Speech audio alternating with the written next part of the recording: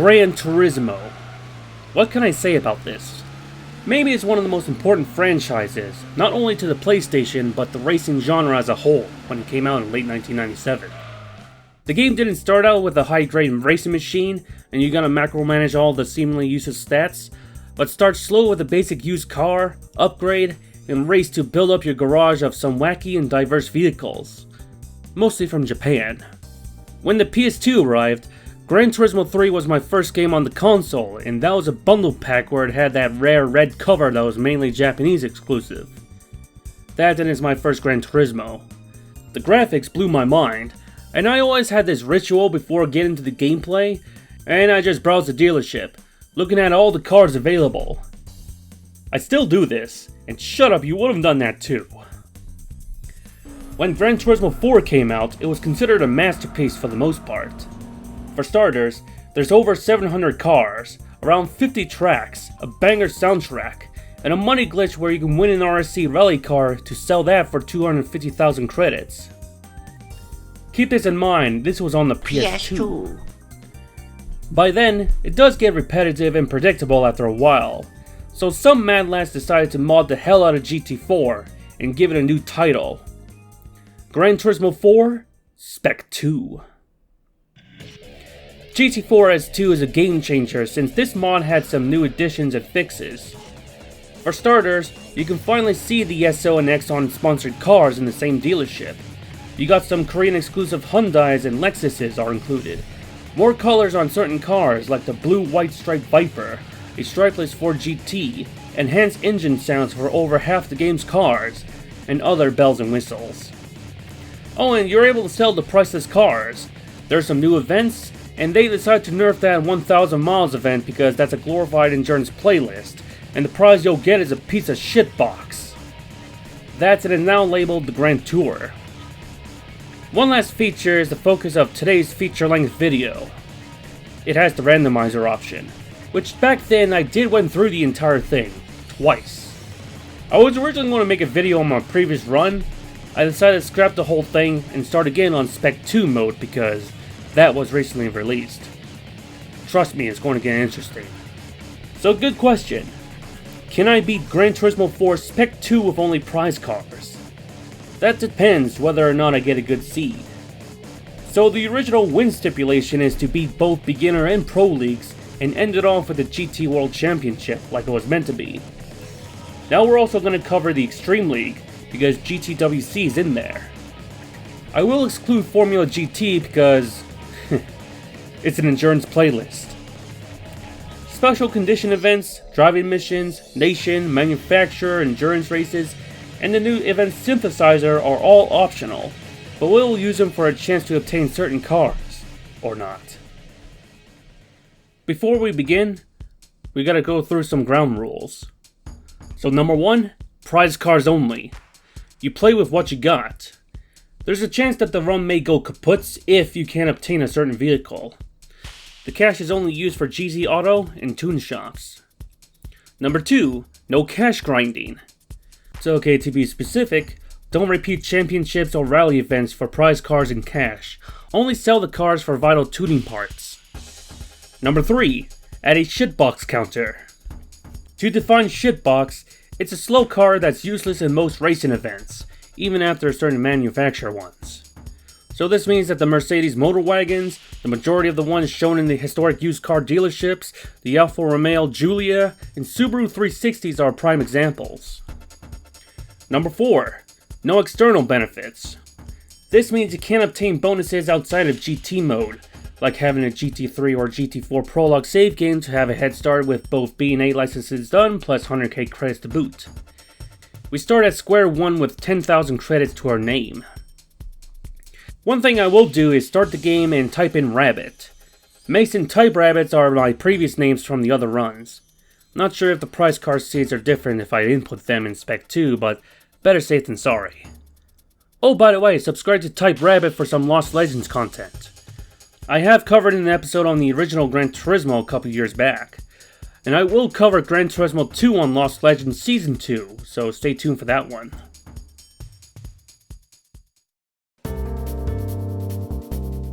I'm not a fan of these license tests. Not to mention, GT4 decided to add more per license, so instead of 8 in GT3, there's 16 plus a coffee break. However, beating the license test in bronze will grant you a car, and this applies to all silver and gold medals too. Throughout all of the tests, sans super license, winning them all in silver will start you off with 8 cars.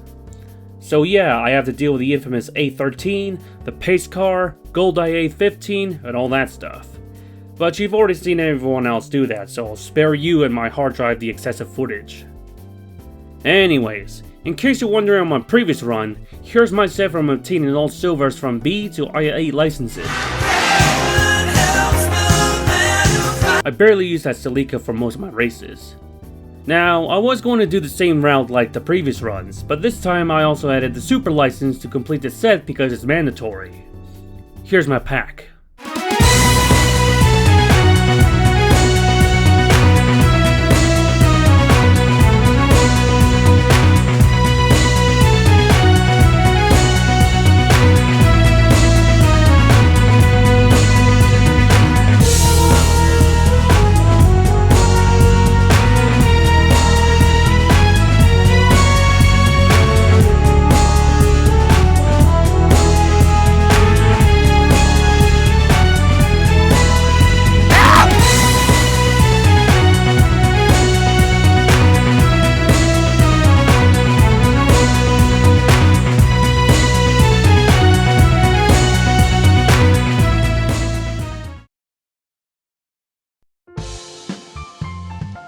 With those licenses out of the way along with 10 cars at my disposal, I could definitely use it to the full extent.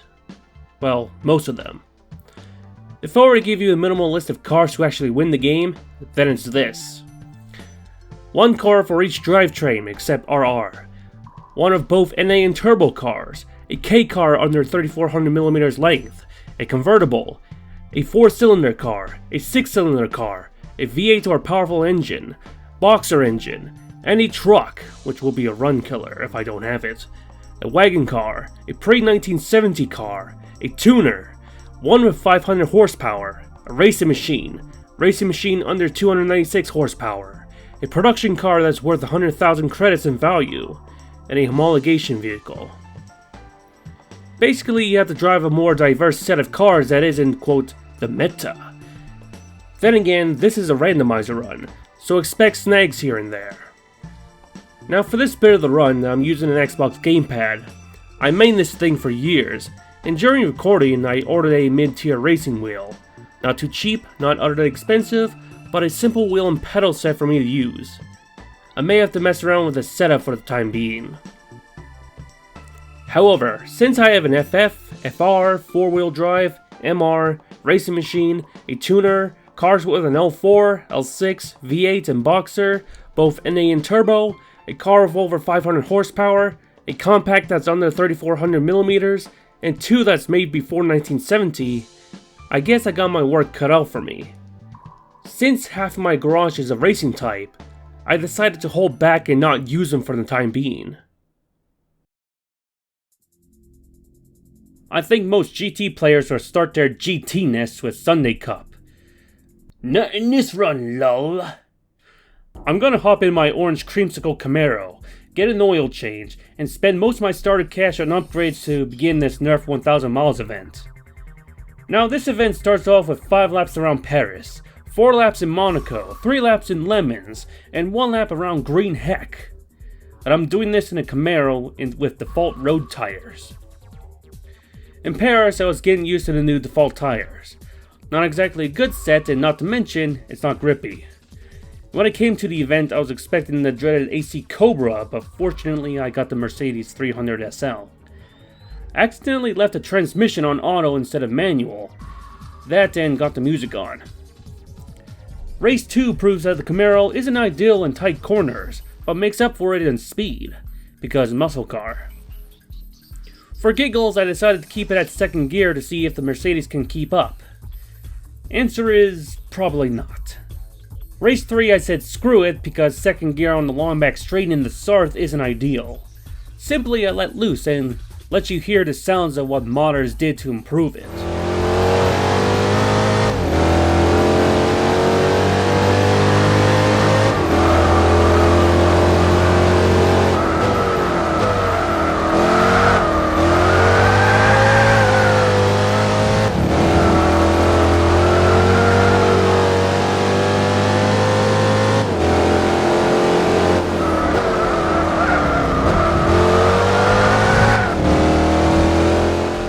I thought this was the chicane version, but found out this is the sans chicane variant.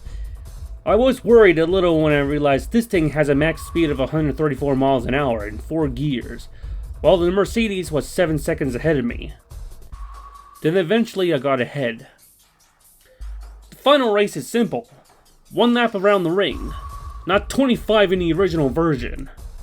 I don't think I need to elaborate on that.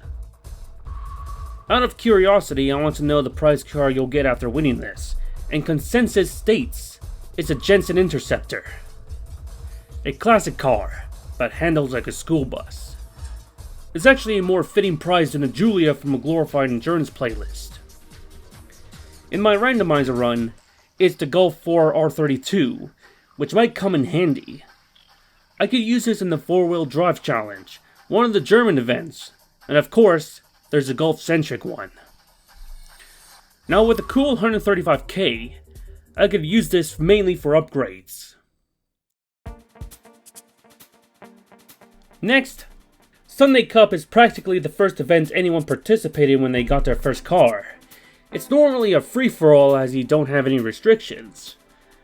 Well, except the mod developers pull the sneaky and restrict users to use a cheapo, no-name, great value, President's Choice, Tier D's nuts of a car. And the best option in the garage is the March. The first race is a near 150 point affair, and sounding like this is a very difficult race. I managed to prevail against that Peugeot 105 with ease. The second race at Grand Valley will mark my first loss, as the MG and Golf are ahead of me, and the March isn't quick or fast, but could make up for it in its handling. After the yell I take, I'm gonna get this car blitzed with some minor upgrades. The points are at a stable 80 to 90 points, and with the acceleration improvements plus sports tires, this is no problem with the Clubman 5 and Grand Valley East.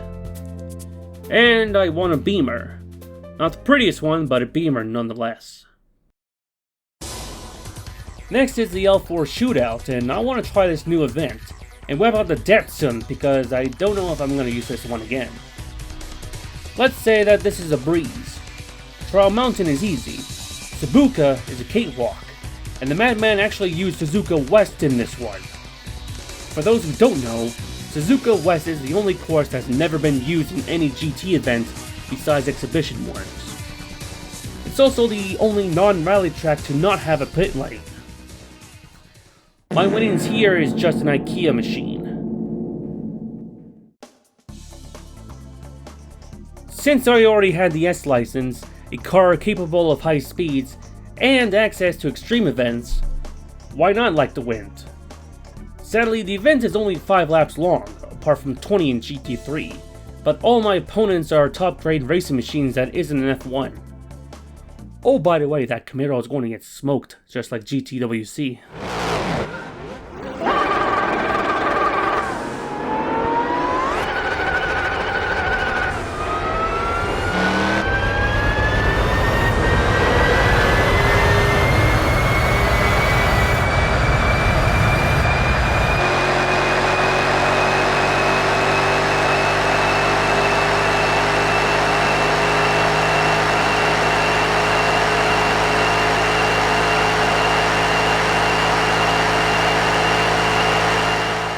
After that, I won me an FD. Sadly, not the 90s one, but this car is capable for the manufacturer event Club RE. The RX-7 is capable to do the FR challenge, probably rendering the Infiniti a useless shitbox.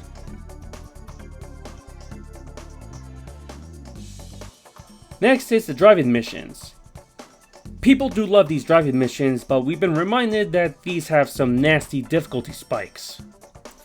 The first set is piss easy, then the second one is next to impossible if you don't know what you're doing.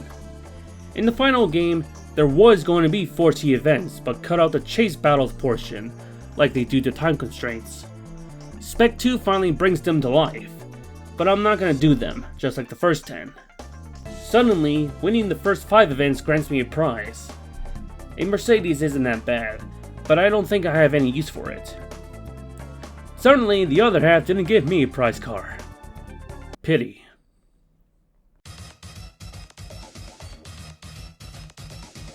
I whip out the FD and begin with the FR challenge stock. One by one, I smoke these peasants like dead in the zigzags. With the FD, I won me another FD from 1996, capable for the 90s Japanese challenge. Then, I bring out the March Madness to do the FF challenge. The first event I tried is Suzuka East, which is a 200-point race. Now for those who are wondering, the A-Spec points are determined how powerful your car is against the opponents. 1 point being too piss easy, and 200 points being next to impossible. This March can keep up with the leading 206 and I was at a striking distance. However, when the straight kicks in, the gap opens further like Goatsy. I head back to the tune shop, install some sports suspension, stage 1 turbo, and some NOS. Back in the race, I re-rolled the shit out of the event because I wanted that 206cc Fate payback. And I got my wish. That 206 is dusted. In midfield, the result is the same, but the pack catches up with me on the long straights. Lastly, in Hong Kong, the leading car is a Dodge Neon. However, this track is littered with sharp corners, and FF are more capable on such turns. The Neon was at a steady 8 seconds ahead of me through the entire race. That didn't help with me bumping into corners. I may have to hold on to that NOS button if I want to close that huge gap. The second attempt I did manage to pass the Neon, by pulling an Earnhardt.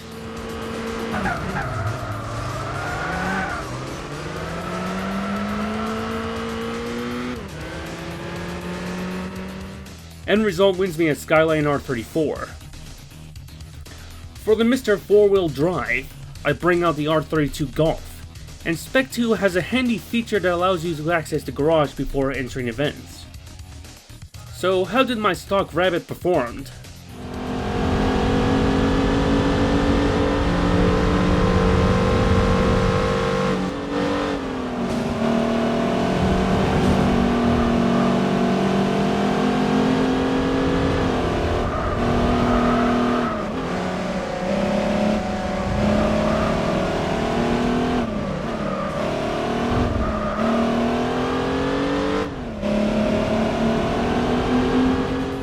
It can hold up. Since this is a Golf, there's a tune shop known as HPA Motorsports, which is the only tuning company in the game that's from Leafland. I only equipped this with sport suspension, racing chip, stage 1 reduction, and medium sport tires. Back in the valley, I easily overtaken the Evo, then goes Apricot Hill, and then El Capitan is more like a cruise than a race. I won me a Racing Z. A Racing 350Z. Now for the MR challenge, the only car I have with that drivetrain is that Sauber. I wanted a challenge, and this car smoking the competition will be pretty funny, but I'd rather skip this one for now, until I get a better MR machine that's a little bit more competitive in its class. Since I did the 4-cylinder shootout, I'm gonna do the 6-cylinder with my R32 still equipped. It wiped the floor amongst the competition, and by the end of Deep Forest, I was already 30 seconds ahead of them, with the Skyline being second place. The last event I decided to nerf myself and added a ballast of 150 pounds. Practically a grocery load with a load of fresh goods here, some milk and eggs there, and quote, a few Hot Wheels to top it off. Oh, and if I'm ahead, I'm gonna strict the speed to just 17 miles an hour.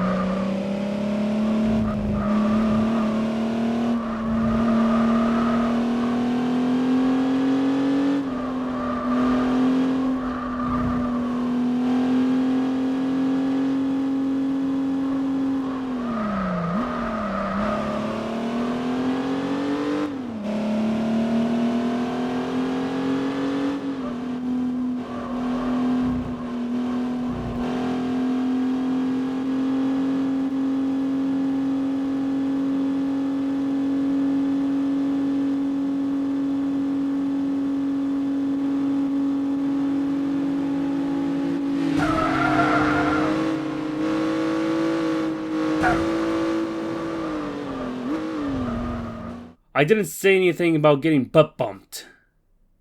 Anyways, I want me a GT40 race car. More than capable to do world classics.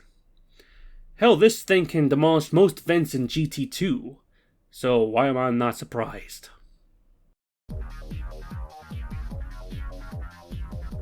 I bring out the mini cup for this one, and since my main opponent is a cappuccino, I went on to tune this thing. Maybe a little too tuned according to race 1.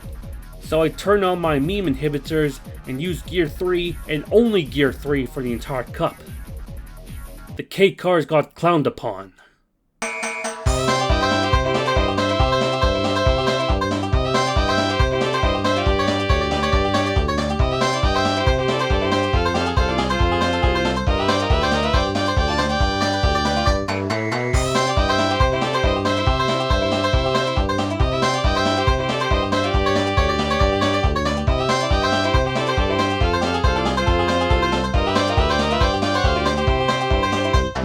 And I won me a pizza shitbox. Ah!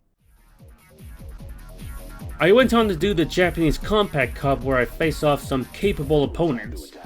But I'm driving an 80s aerodynamic Mitsubishi brick with over 100 horsepower in its name. And yes, I beat them too. The one opponent that put up a fight is a turbocharged Vitz in a pinkish red color. Anyways, I have one thing that would bug me. In the final race known as Deep Forest Reverse, there is this floating backboard that's weirdly placed. This only happens in the reverse version, not the normal way. It could be an oversight.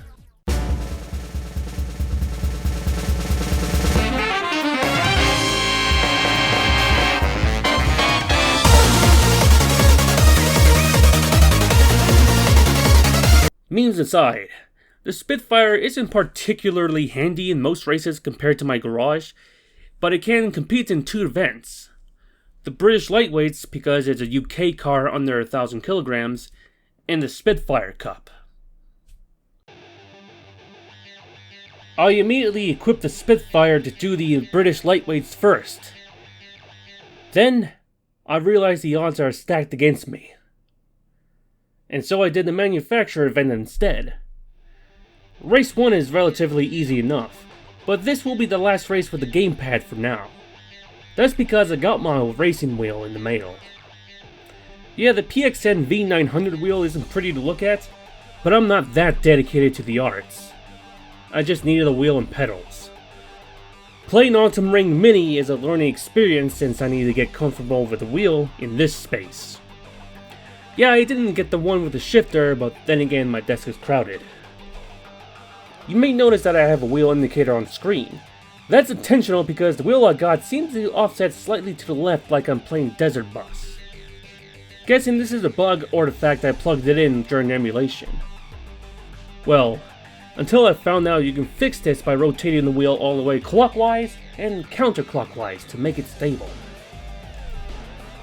I did eventually finish off Autumn Ring Mini, and then I Spitfire my way through Clubman 5, and the prize car from a race comprised of 1970s British cars is the 90s Japanese Honda. So I went to the local tuners and upgraded the car some more in prep of the British Lightweights. Well, the points say it will be easy, even though my opponents are either Lotus Elans or Leases. The Spitfire is a little too unstable for me to use with a wheel, and I ended up losing control more often than I can bargain for. Eventually, I prevailed and got me a Cyborg for my troubles.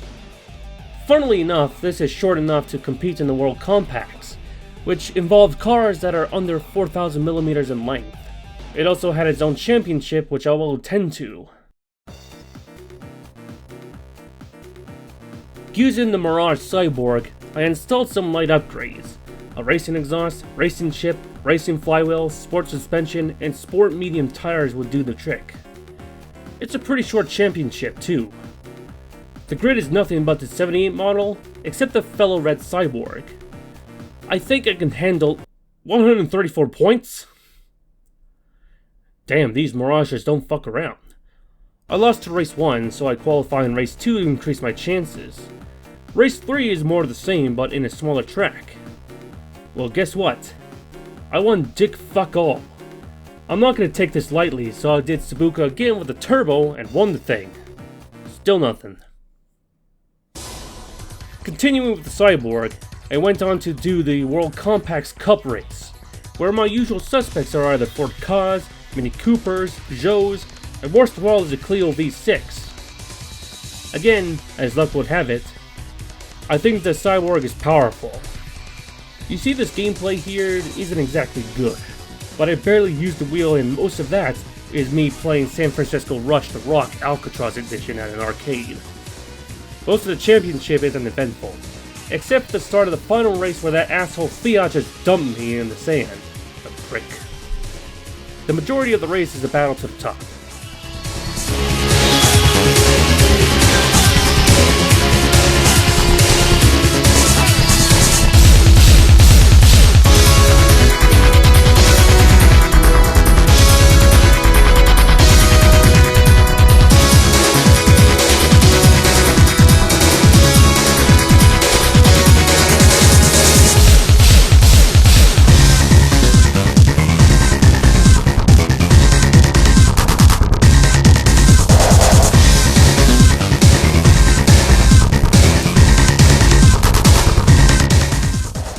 Anywho, I won me a Subaru Legacy wagon, which is capable to enter Boxer Spirit, but it's also eligible for the wagon races. Going back to the beginner events, I bring out the Legacy in stock to do some events in the Super Wagon series. Race 1 is a breeze, Race 2 I lost to Impressive Wagon, re-rolled with a better opponent, and Race 3, well, I've been through Autumn Ring many times with the wheel already. Prize car? An FTO. Useless. I'm gonna bring in the CUDA this time to do the muscle car competition. I could use that Camaro, but I want to use the CUDA. Now in the first race you may be like, 2 points? Man, this is cake. Then you look at the opponents and notice two particular cars.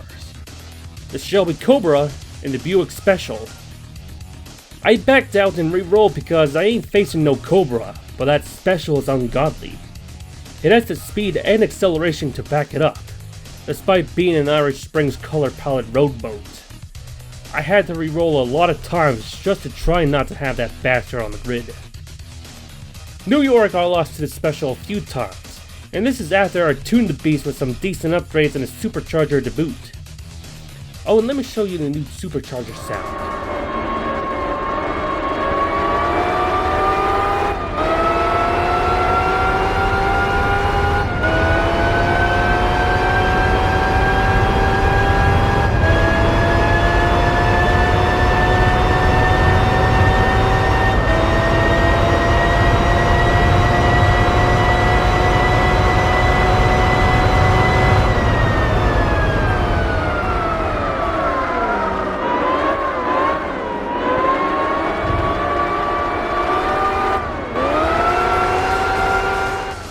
Infineon was decent. I was facing off the Cobra and I have a few tactics to get the W.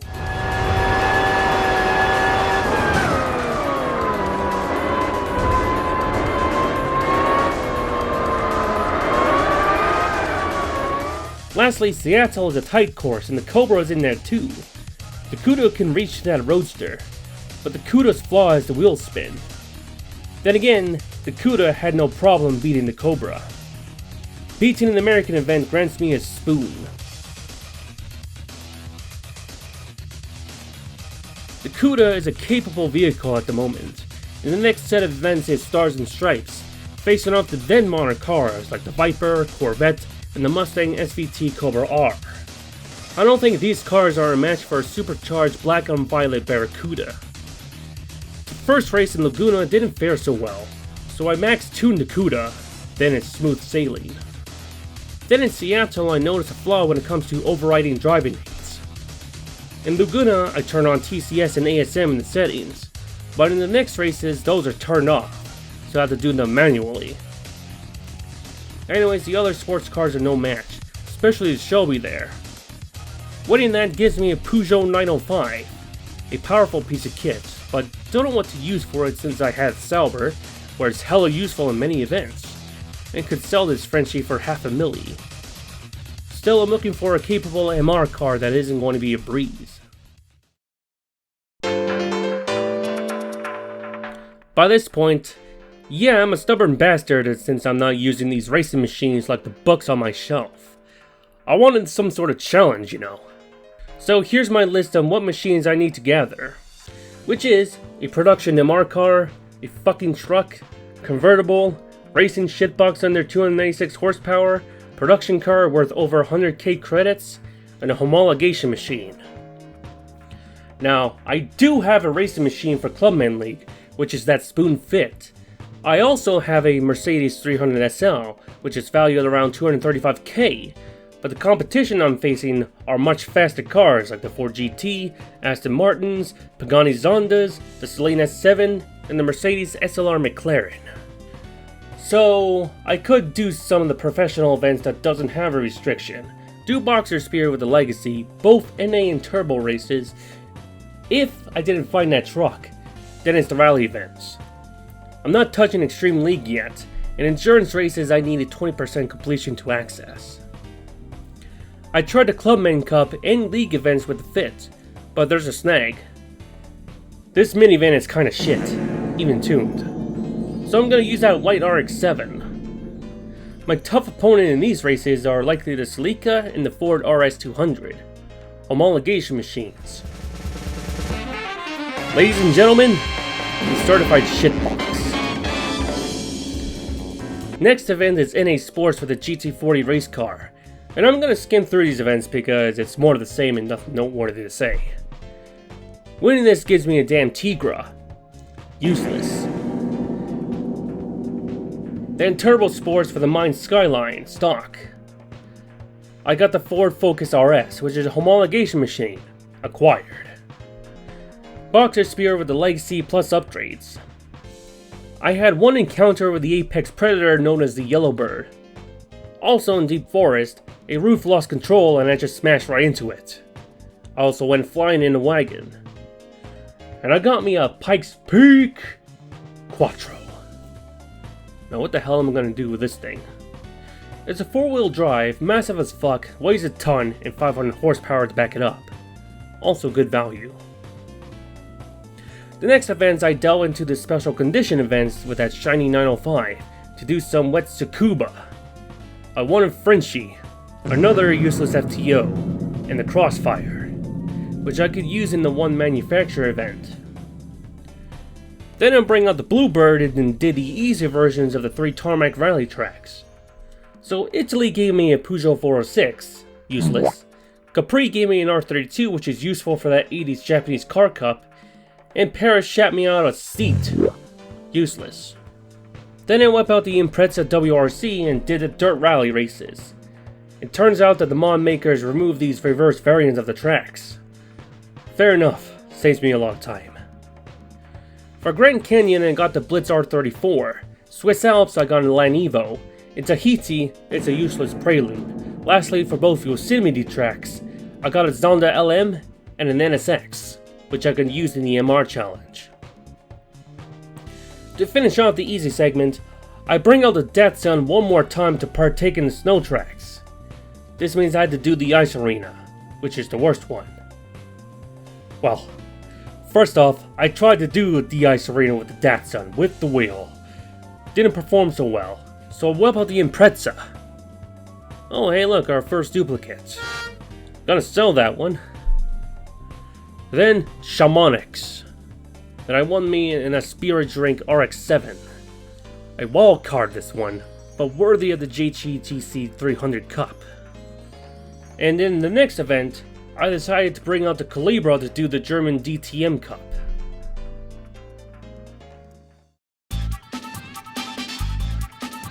The Opel Calibra is a 421 horsepower monster, now upgraded to over 600 thanks to Stage 4 Turbo.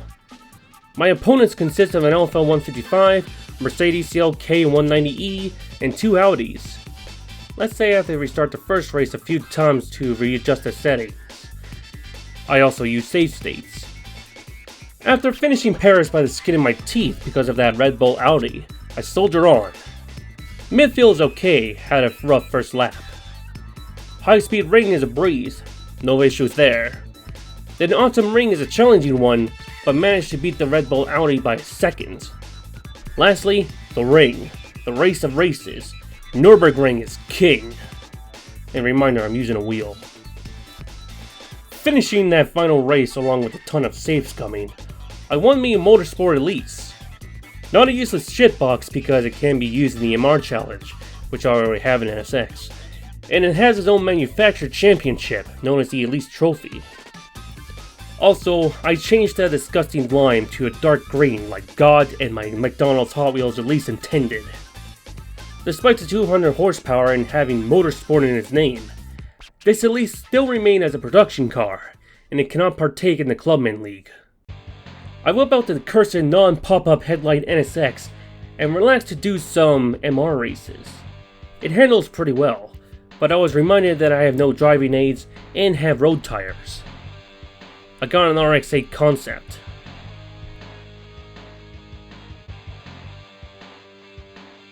Okay, I think you get the gist here, but at the moment I need a convertible, production car with over 100k, a truck, and racing machine under 296 horsepower. So I'm gonna go through an abridged version of the events with prize cars. The first event is this Crossfire event, and oddly, this one only had one event, and won me a Jaguar XJ220. That car is placed in the Premium Lounge. Second event is a Japanese 80s festival with my R32. Got me a Mugen S2000, which you may think it might be a roadster since I'm looking at it because of the soft top, but the game said nope.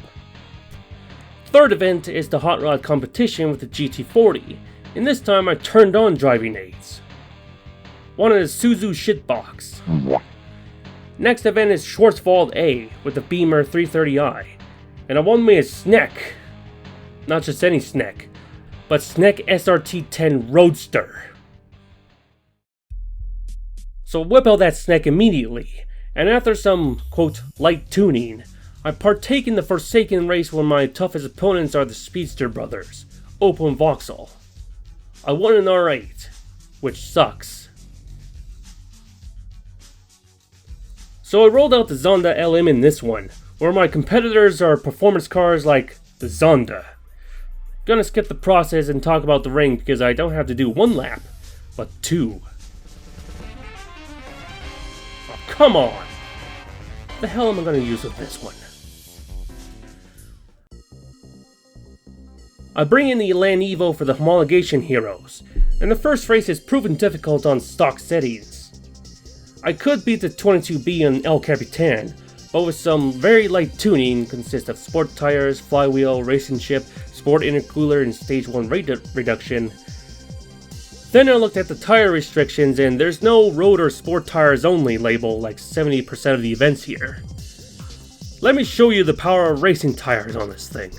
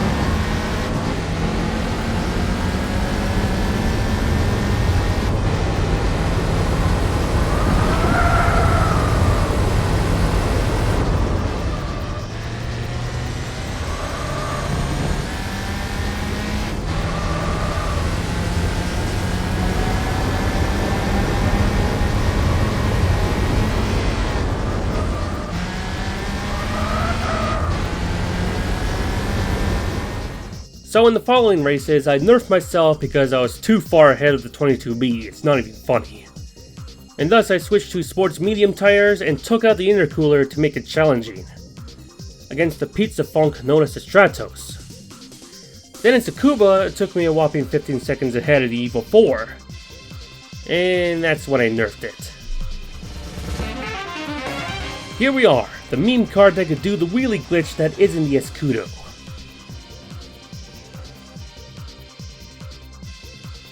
Since I'm in the Pro League in search of a capable racing machine under 296 horsepower in a fucking truck, I do the City Slickers because I have reasonable opponents. There's still no match for a lightly tuned Evo. After that event, I got spooned. The Lancer has a manufacturer event known as the Evolution Meeting, and yes, I used the same Colgate White Sedan Evo to do the dirty work. And yes, I whipped their asses. And no, I did not want a truck from reaching 25% completion. That Black Evo 8 from Route 5 is challenging though. I wish I could use this for Clubman League, but 316 Hz purse is over the limit. Back to special condition events, I partake the Tarmac Rally once. Again. This is going to be challenging, so I re-equipped the intercooler and race tires.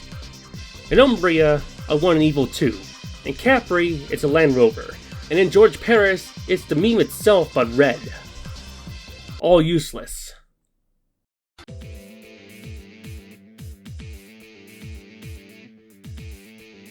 I pull out the XJ220 and went to GT Auto, install a wing, repaint it to Mistral, install a wing again due to a bug, and install some performance parts. Oh, and notice there's a manufacturer event.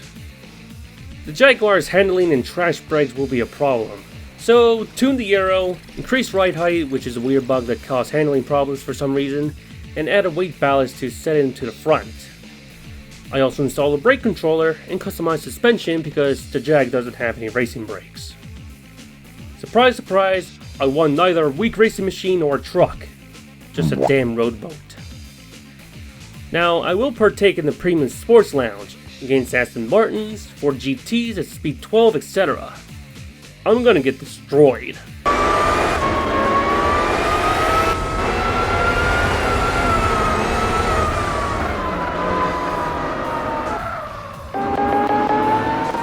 Maybe not. After all that effort for cars worth over 100k, I won me a shitbox. Next!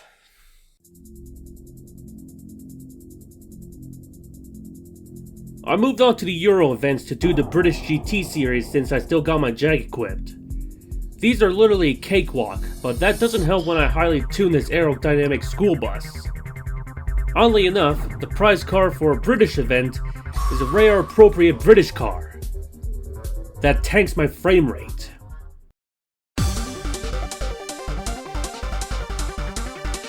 Now you may be wondering, hey, do you need a racing shitbox? Well, yes. But I realized I already had my racing shitbox right here. Need to equip the Stage 2 Turbo to meet the requirements.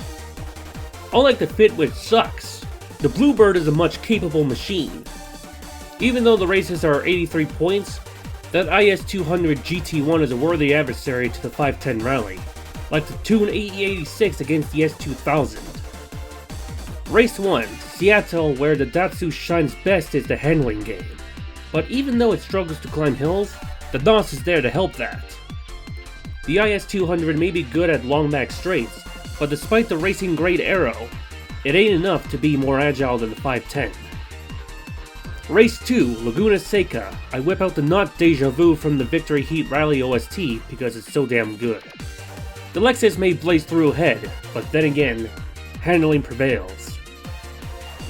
Race 3, Deep Forest, I almost lost to the IS200. The one mistake near the end of lap 1, I lost my grip, and I had to use that NOS for all that's worth, and clutched the W by 0.320 seconds. Race 4 is Nordy, and I lost to the Lexus, and rightfully so. The car is too fast against the inline 4 60s beater rally car. Even though I lost this asphalt fight, but in the end, I've already won the championship, and got me another Type R. Only World Classics, Tuning Car GP, and Supercar Festival is all that remains. However, there are those Nissan events. I'll bring on that 350 racer and decide to B-spec this shit because I'm lazy. I mean, at this point the B-spec driver had no chance to lose. Then again, I attempted to do that earlier with the GT40, but the bastard is struggling to pass that 5th place Corvette. I decided to record some B-roll while I do my business.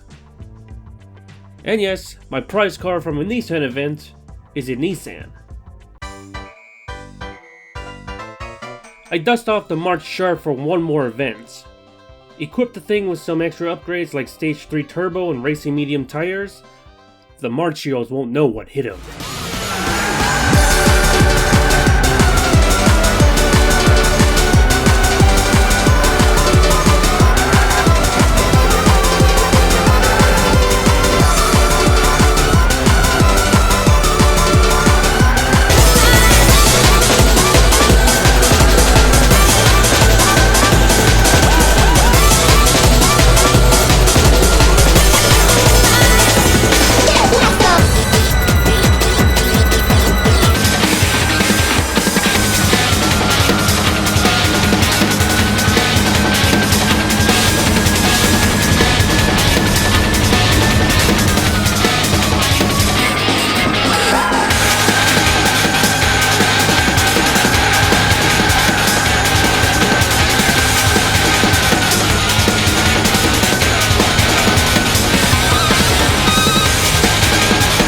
After plowing the Marches, Pals, and Micras, my efforts, or lack thereof, rewards me a good NSX, the Type S.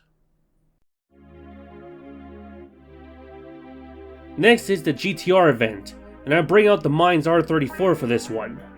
I attempt to B-spec this thing again, but then again, they lost. Fucking amateur. With the Mines, this beast just smokes the competition. And all I get is another legacy wagon. Then the next set are the World Classics and the Tuning Car Championship. However, I think the tuner goes first, and I whip out the Mines GTR again, even though I had a few aftermarket options in the garage like the Mugen S2000, Spoon Integra, and the Blitz R34. I'm picking Mines because it's the better option. That and the S2000 is good enough, the Blitz is designed to be a drifty boy, and the Integra is better suited elsewhere. If I had the Amuse S2000 R1, then that thing is considered the grippiest murder beast according to some crazy GT4 nuts online. However, the Amuse S2K isn't what I'm worried about. It's Opera's S2000, which is also a grip-induced murder beast with the performance to back it up. Before the epic battle, I almost maxed tuned the R34 of almost all upgrades, except the turbo is stage 3, not 4. Since the championship had no tire restrictions, I equipped this with racing medium and hard shoes. I re-rolled the tournament because I want that S2000 in the race. Also note that there's a pair of roofs on the grid. Roofs are aftermarket Porsches. The fuck did you just say? Race 1 is Apricot Hill. My R34 blazed through the grid, with the runner-up being 8 seconds behind. The roof CTR held up through the majority of the race, but the S2000 took the silver away from it. Race 2 is 90s Fuji, and you know how well that went.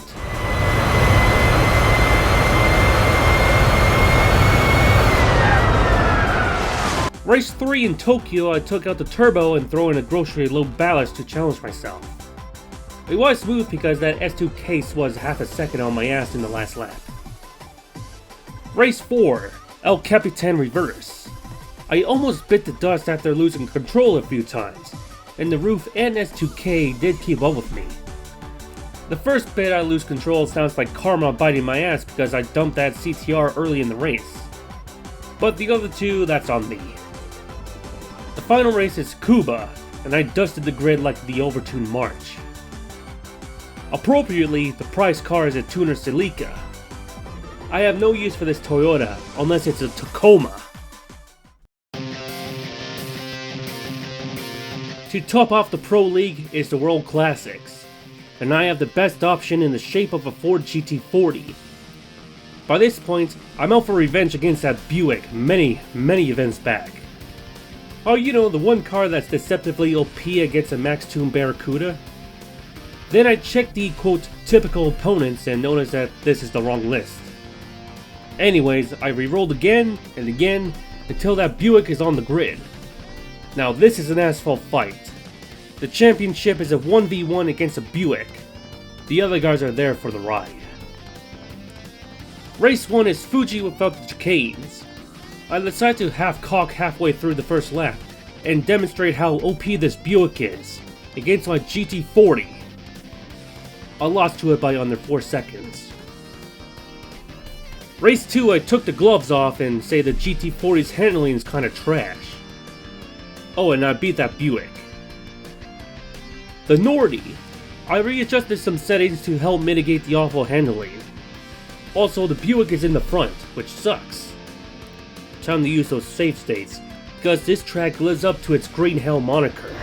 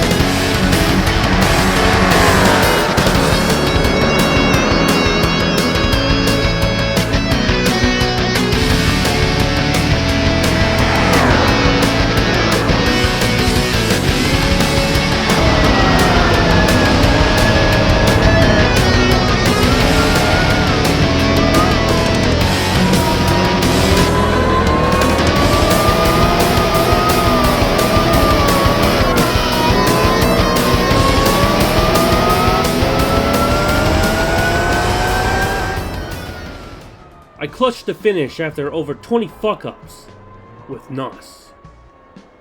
By this point, I managed to win both the Monte Carlo and Laguna Seca circuits just fine. However, I forgot to record the footage after I finished recording the Nordy replay. And you know what's my prize car? Oh look, it's not a truck. No, worse. It's a Lexus. Add a +2 for that.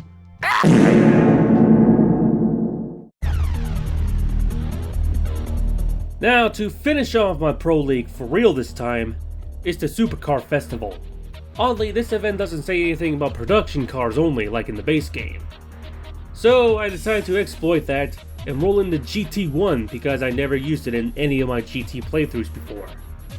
That and I want to finish this event ASAP. In Seoul, I was facing off the likes of the Celine, Caddy Cien, and the likes. And one particular opponent is the R390 road car. It was at pole pause, and at the end it's dead last. Curious, I want to see the downfall.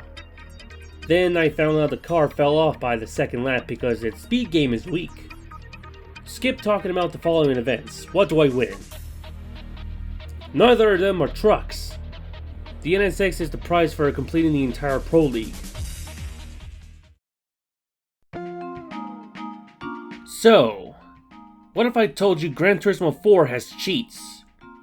Cheats that could say, instant win any event. However, this cheat will activate once you reach a full in-game year, which I already have. I'm going to take a look through the Enduro events and activate each cheat right here and there. That's how I got my truck last time, because I don't plan on doing the timed events, or the brutally long ones. There are some new events like the Motegi 2 hours, 30 laps around Trial Mountain, Route 5 all night, 100 miles in Seattle, and the Tsukuba 4-hour Roadster Endurance. To initiate the cheat, go to any event and input select L1 up up, select R1 down down, select L2, select R2 select, and you'll hear this magic sound. Then I realized that pressing select in Spec-II opens up the quick menu. But luckily they changed the cheats, so it's L2 R1 R1 R1, L1 L1, L2 R2. So the good news is that I don't have to touch the endurance races. The bad news, I don't need to touch the rally events either, because none of those gave me the truck I need. Racing missions are kinda desperate, but fuck that. Well, to input the cheat to win these events, you have to press R1, R2, R1, R2, L1, L2, L2, R1, L1, R1, R1, R1, R2. And there you go.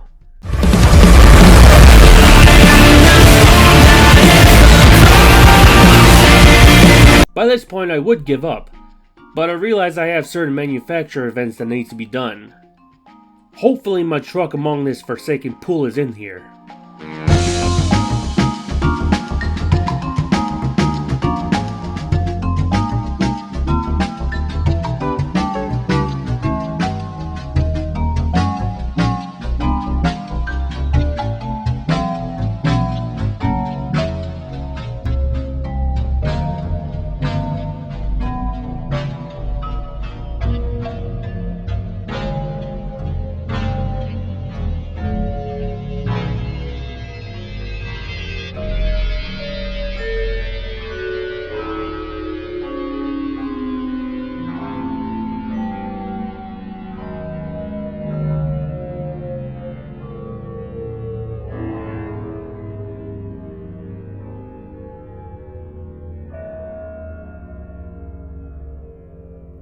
Well lads, I had to swallow that pill.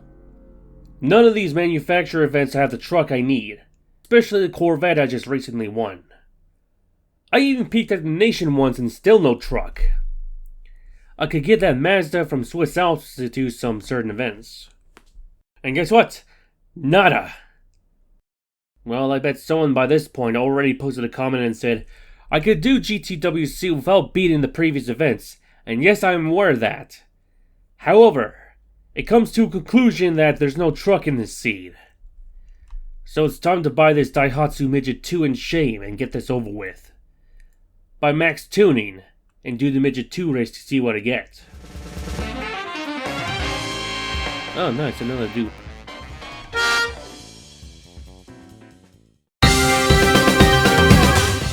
The Daihatsu Midget 2, when fully tuned, has a power output of a paltry 96 horsepower, and my opponents have over 350 to 500. The difference is not just power, but weight too. Trucks are big boys, weighing in over a ton for some of them, while the Daihatsu is sitting around 500 kilograms. You know, about a 1 to 5 on power to weight ratio. Also, since this is a small K truck, it has the handling metagame. Fuji 90s is no problem if it weren't for those chicanes I can cheese through. Laguna on the other hand, I adjusted the drivetrain and NOS to be more effective, and clutched to win against that Silverado. Lastly, Seattle is a cakewalk since it's full of sharp corners and I was able to pole pause by turn 6 off the first lap. And guess what, I won me a pair of Toyotas. A Celica and a duplicate GT1, which I have no use for. Now, finally, it's time to do the Extreme League. We're living an extreme day. This set of events aren't your average 3-lap affair, but the lap counts here are much higher like GT3's usual professional events. Now, I've already done Like to Win way earlier in the video, and by this point I'm already 17 pages through the script. Let's get through this hell one step at a time. Also, as punishment for breaking Rule 1, I'm going to sell the ones I've used to race. Also can't use the dupes either, so those GT1s I just got are useless. Yeah, say goodbye to that Mines R34, Mazda RX-7 Spear Dar, that Motorsport Elise, the Datsun and Pretzel Rally cars, Snack SRT10, the GT1 and their dupes, the Sauber, the 905, the March, Cuda, Camaro, Grand Sport, XJ220, Zonda LM, the Fit, and all the other cars I've used for 1 or 2 events like the Midget. Simply, I've garnered around $6.3 million, more than enough to max tune. But now I have fewer options available, and cars that are, well, lot to be desired. The 787B is fortunately unused, but it will prove itself in the field. Oh, by the way, the driven counter means I got in these cars, not when I actually used them in the race. Since 6/8 of the extreme events are championships, let's start with the remaining one that does single races, known as real circuit tours. I whip out the 787B, equipped with Stage 4 turbo and racing medium and hard tires. And keep this in mind, these races are long. But when you're driving cars that are twice as fast than the previous ones, well, let's say it's not as bad as you may think. The first race of 8 is 6 laps of Suzuka. Well, let's say I sucked balls on the first try. Also, why is that Camaro in the race? That thing is useless. Second attempt, I kept a steady head, but lost control. Third attempt, well, I said fuck it, ditch the wheel, and stay with the joypad for the rest of the game, because I'm not that fast with the wheel. I managed to prevail in Suzuka, and then Twin Ring, Tsukuba, Laguna, Infineon, Fuji 05, Lemons, and 2 laps around the ring. It was a bit of a battle to keep on top, until the opponents decided to pit late in the race, while my set of Dunlops are still green. The prize cars here don't matter much, but let's move on. The 787B is useless here because it's a rotary, but I have 2 V8 options, the Ford GT and the Audi R8. Well, I was going for the R8 after changing that awful yellow paint to red, plus added turbo. But notice my opponents are not racing machines, so I go for the Ford GT, max tuned to 787 horsepower. Unlike the GT40, this 05 GT kicks ass, and handles much better, including the wing, goes faster and looks good while doing it. The first 2 races are kinda piss easy, then I downgrade my parts to the default. In the final race, I did a goofy suspension ride height setup and managed to lap the Ponte on the final lap. Won me a Vauxhall VX220 Turbo, which cannot participate in the Speedster Trophy despite being regional rebadges. This one should be fairly easy since there's no car restrictions apart from using trash tires. The opponents are mainly peasants, so I'm going to coin toss whether or not which one of these S2000s I should bring. It's either the Mugen or the LM. But the coin has spoken, so I'm using the Mugen model. Normally in GT3, this championship is kind of brutal, and it has the nasty restrictions that you must participate this event stock, except for the tires. This one lets you tune the whole thing. And you want to know the results?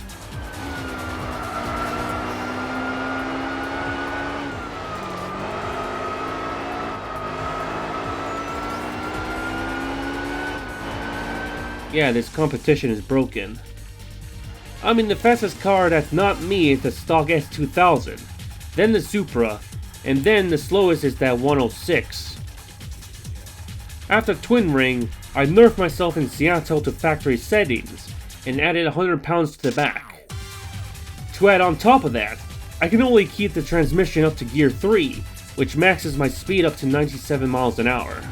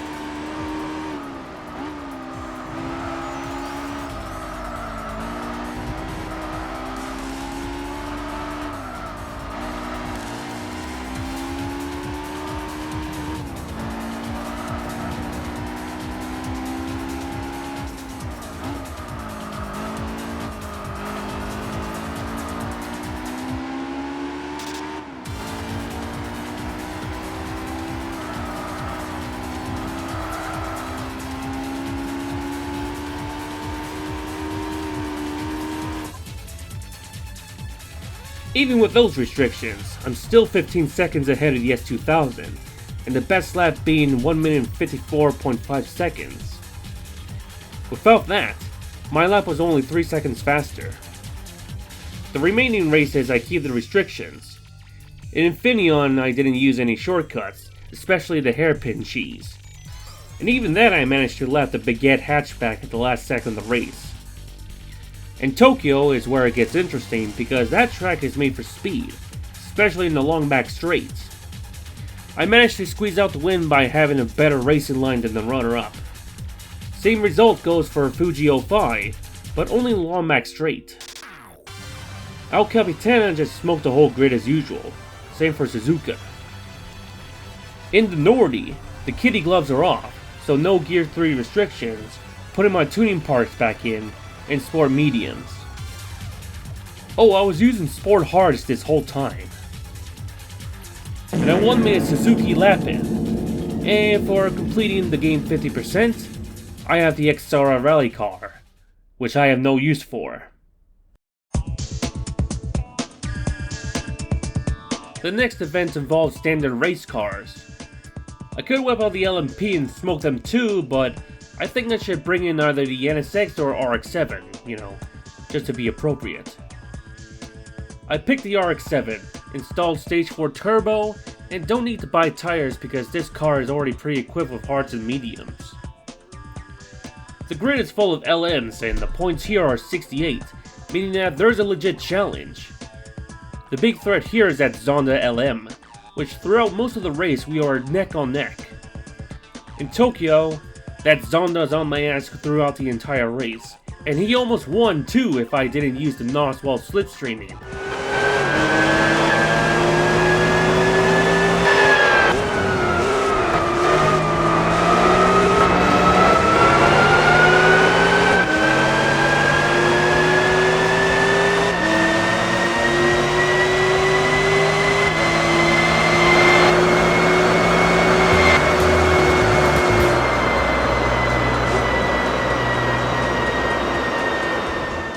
Race 3 is no cakewalk since I had to catch up to Zonda until I passed him on the second lap.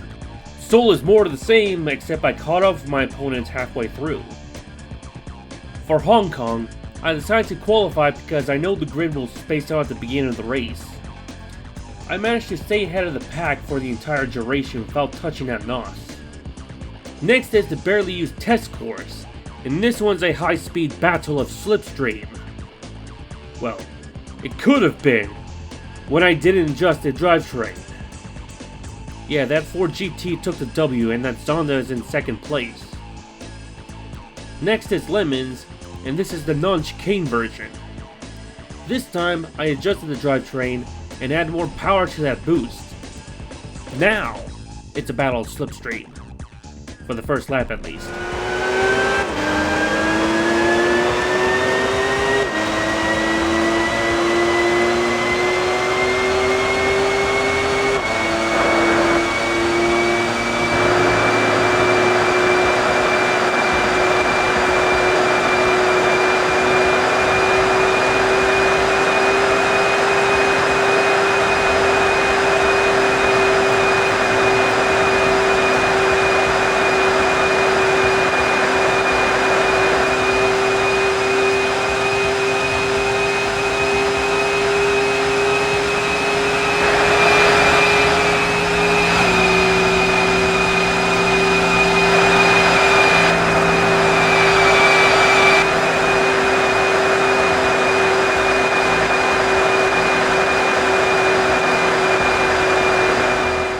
The final race is El Capitan and blah blah blah, I won with the skin in my teeth.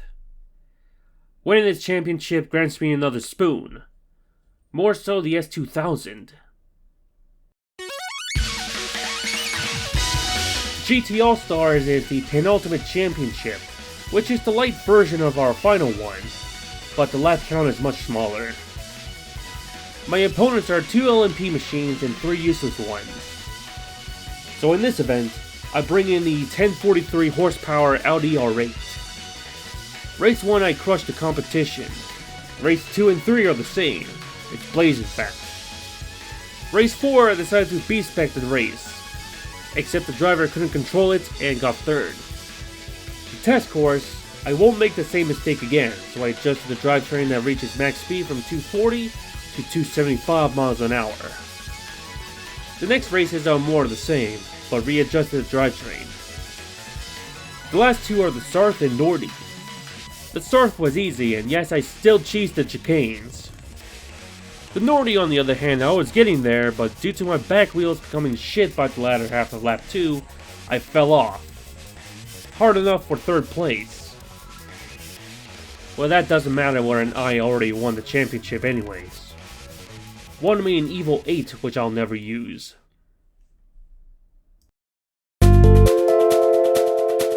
So, we went through the entirety of GT4 Spec-II. We raced with shitboxes, economy cars, JDMs, tuner machines, racing grade murder beasts, old and new rally cars, outpaced a Buick Special, 1 LMPs, duplicates of GT1s, and driven one Daihatsu Midget 2, which I had to buy. Now, we're at the final stage of this video. The Gran Turismo World Championship consists of the same lemon prototypes, plus a Camaro LM and Chaparral 2J that's been outclassed. The race playlist has been rearranged, so there's 10 laps around Tokyo, 12 laps around Trial Mountain, 16 around Hong Kong, 18 in Seoul, 11 laps in Yosemite, 12 in New York, 18 in Opera Paris, 9 in Suzuka, 14 laps in Deep Forest, and not 1 lap, not 2 laps, but 3 laps around the Nürburgring. In the previous playthrough, I used the Bentley Speed 8 to top it off, but now I continue using the R8 as my final car.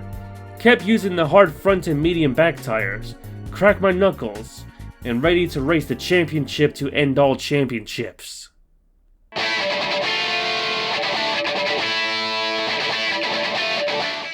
Race 1. I realized the tire issue, but that R8 blitzed through the competition. The GT1 passed me once when I was in the pits, which is the first time I used the pits in this entire playthrough. But I managed to pass him near the end. Race 2 is more of the same, but again, the tires are an issue. Race 3 I adjusted some settings, mainly aero and adding weight to the front. Didn't work though. Race 4 I adjusted the suspension by reducing the spring rate. I thought it worked out the handling, but that would be a detriment since I managed to spin out several times, and coincidentally, hit this exact wall.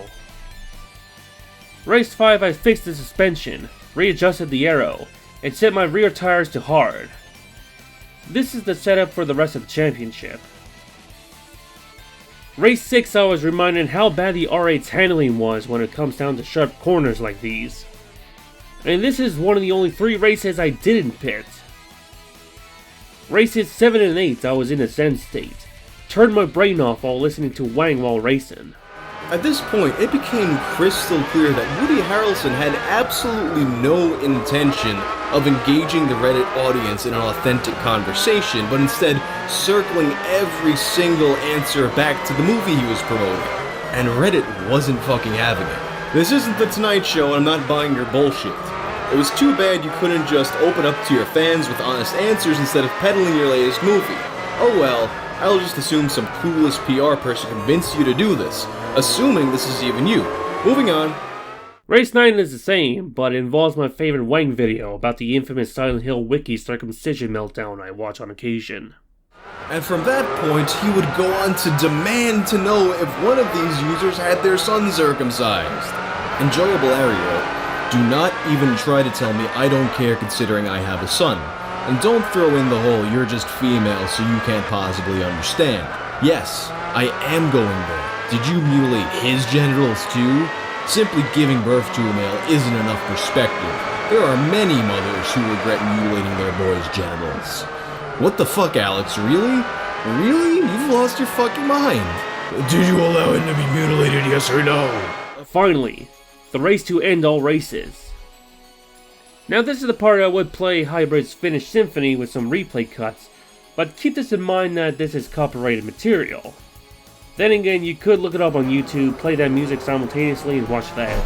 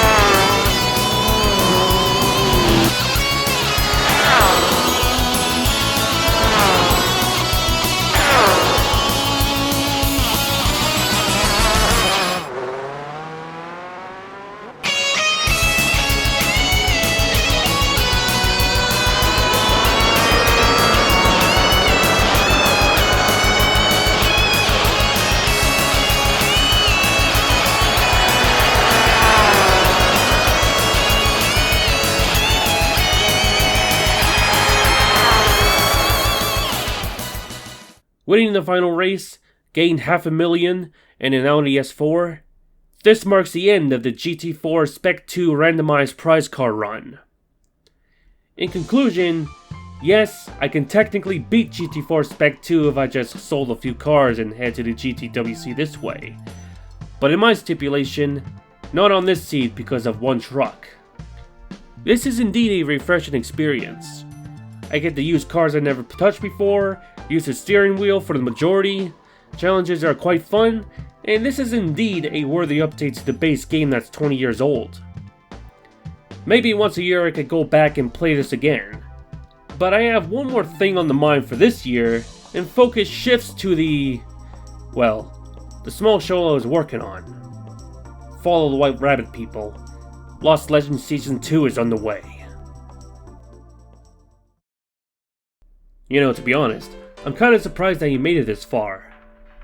Anyways, if you liked this video, like, comment, subscribe, algorithm stuff. But if you're interested in this type of content, well, there's my Cyberpunk 2077 Samurai run, where I did the entire game just like that. No guns, no cyberware. Just me, and about a 30-hour game on this. I know, yeah, it's quite fun as well, so would recommend it. Anyways, I'll see you later. Bye.